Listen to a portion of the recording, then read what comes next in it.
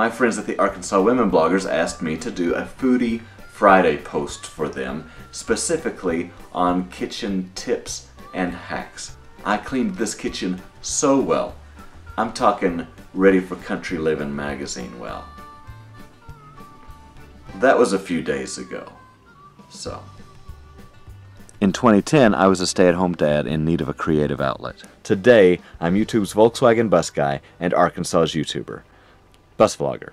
Life. Hands-on. My number one piece of advice would be stations. Stations are everything when it comes to making your kitchen easy to work in.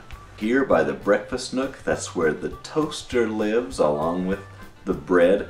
Wait a minute, next to the breakfast nook and the sink lives the coffee maker. And what? The mugs right there close.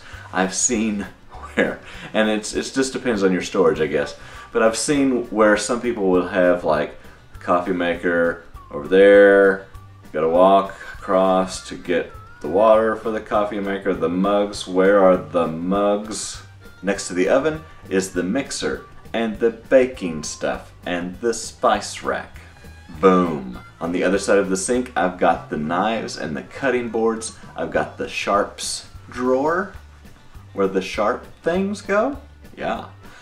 Right there close. It's a little low right now, but we keep the onions and the potatoes and the garlic all there, the things we chop pretty often. I know onions and potatoes probably aren't supposed to live together, but I keep a little mason jar of teaspoons right there next to the cereal. The cereal stays in a basket, so do the bowls on the breakfast nook table. No brainer. I also put instant oatmeal out as an offering. No one has taken me up on it so far. In the pantry, I've got laid out all the things that kids would need for school snacks, and even if they want to put a lunch together, you just take the lunchbox off the hook, you got the things. It's pretty easy.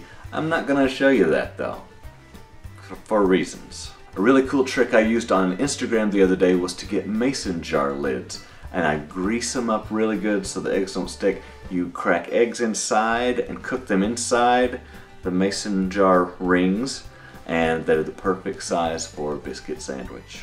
Another thing I do is I keep a creamer pitcher full of forks on the dining room table. If I need to move them over to the breakfast nook, that's simple. You don't have to go through the drawer, you just grab the handle, you walk across, but they're really handy. We always need a fork at supper, and we always need those spoons in the jar for breakfast. Now here's the thing, you see we've got some open shelving, we've got our plates out, and the spoons and the fork are out in the open too.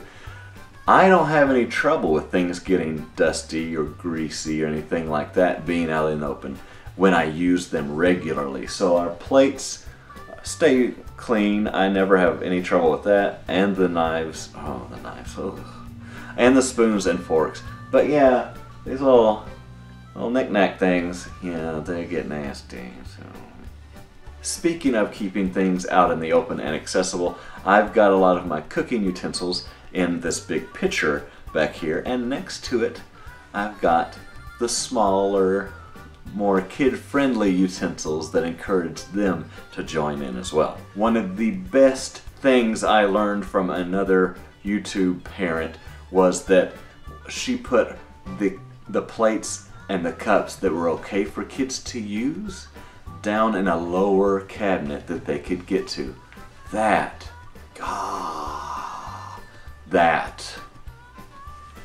That's about all I got.